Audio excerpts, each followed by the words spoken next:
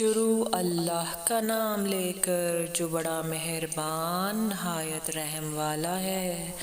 ستارے کی قسم جب غائب ہونے لگے کہ تمہارے رفیق یعنی ہمارے نبی نہ رستہ بھولے ہیں نہ بھٹکے ہیں اور نہ یہ خواہش نفس سے کچھ بولتے ہیں۔ یہ قرآن تو ایک وحی ہے جو ان کی طرف بھیجی جاتی ہے۔ ان کو نہایت قوت والے نے سکھایا یعنی جبرائیل نے جو طاقتور ہیں۔ پھر وہ پوری طرح بیٹھے جبکہ وہ آسمان کے اونچے کنارے پر تھے، پھر وہ قریب ہوئے، پھر مزید نیچے آ گئے تو وہ 2 کمان کے فاصلے پر ہو گئے یا اس سے بھی کم۔ پھر اللہ نے اپنے بندے کی طرف جو حکم بھیجا سو بھیجا۔ جو کچھ انہوں نے دیکھا ان کے دل نے اس کو جھوٹ نہ جانا۔ کیا جو کچھ وہ دیکھتے ہیں تم اس میں ان سے جھگڑتے ہو؟ اور انہوں نے اس کو یعنی جبرائیل کو ایک اور بار بھی اترتے دیکھا ہے سدرۃ المنتہا کے پاس۔ اسی کے پاس ہمیشہ رہنے کی بہشت ہے۔ جبکہ اس بیری پر چھا رہا تھا جو چھا رہا تھا، ان کی آنکھ نہ تو اور طرف مائل ہوئی اور نہ حد سے آگے بڑھی۔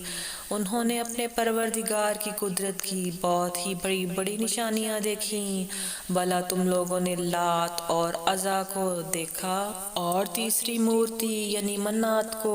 مشرکو، کیا تمہارے لیے تو بیٹے ہوں اور اللہ کے لیے بیٹیاں؟ یہ تو بہت ہی بے انصافی کی تقسیم ہوئی۔ وہ تو صرف نام ہی نام ہیں جو تم نے اور تمہارے باپ دادا نے رکھ لیے ہیں۔ اللہ نے تو ان کی کوئی سند نازل نہیں کی۔ یہ لوگ محض خیال و گمان اور خواہشات نفس کے پیچھے چل رہے ہیں، حالانکہ ان کے پروردگار کی طرف سے ان کے پاس ہدایت آ چکی ہے۔ کیا جس چیز کی انسان آرزو کرتا ہے وہ اسے ضرور ملتی ہے۔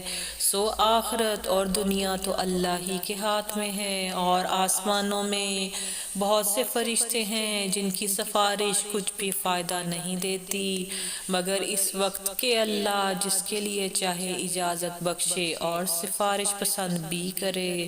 جو لوگ آخرت پر ایمان نہیں لاتے وہ فرشتوں کو لڑکیوں کے نام سے موسوم کرتے ہیں، حالانکہ ان کو اس کی کچھ خبر نہیں۔ وہ صرف خیال و گمان پر چلتے ہیں، جبکہ خیال و گمان حق کے مقابلے میں کچھ کام نہیں آتا۔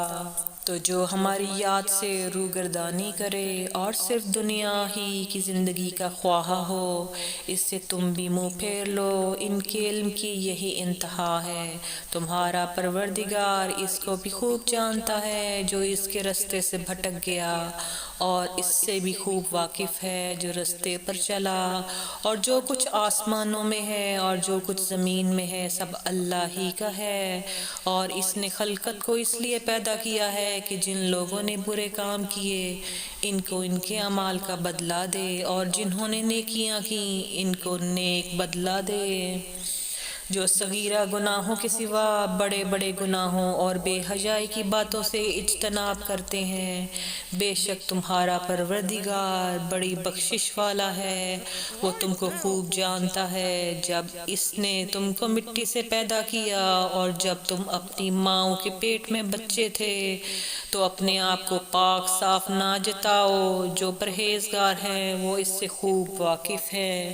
بھلا تم نے اس شخص کو دیکھا جس نے منہ پھیر لیا اور تھوڑا سا دیا پھر ہاتھ روک لیا؟ کیا اس کے پاس غیب کا علم ہے کہ وہ اسے دیکھ رہا ہے؟ کیا جو باتیں موسیٰ کے صحیفوں میں ہیں ان کی اس کو خبر نہیں پہنچی، اور ابراہیم کے صحیفوں کی جنہوں نے حق و طاعت و رسالت پورا کیا؟ وہ یہ کہ کوئی شخص دوسرے کے گناہ کا بوجھ نہیں اٹھائے گا، اور یہ کہ انسان کو وہی ملتا ہے جس کے لیے وہ محنت کرتا ہے، اور یہ کہ اس کی محنت کا جائزہ لیا جائے گا، پھر اس کو اس کا پورا پورا بدلہ دیا جائے گا۔ اور یہ کہ تمہارے پروردگار ہی کے پاس پہنچنا ہے، اور یہ کہ وہ ہنساتا اور رلاتا ہے، اور یہ کہ وہی زندگی دیتا ہے اور وہی موت دیتا ہے، اور یہ کہ وہی دونوں جوڑے یعنی نر اور مادہ پیدا کرتا ہے، یعنی نطفے سے جو رحم میں ڈالا جاتا ہے،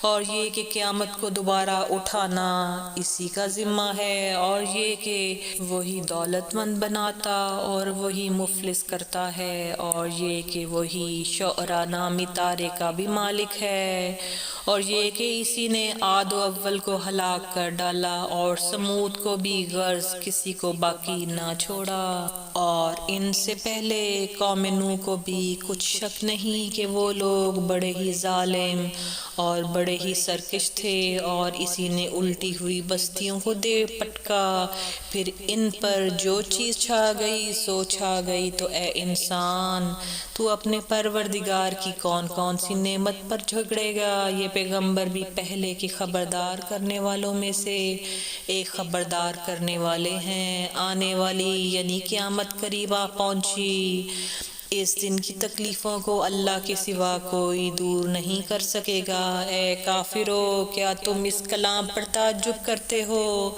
اور ہنستے ہو اور روتے نہیں، اور تم غفلت میں پڑے ہو؟ تو اللہ کے آگے سجدہ کرو اور اس کی عبادت کرو۔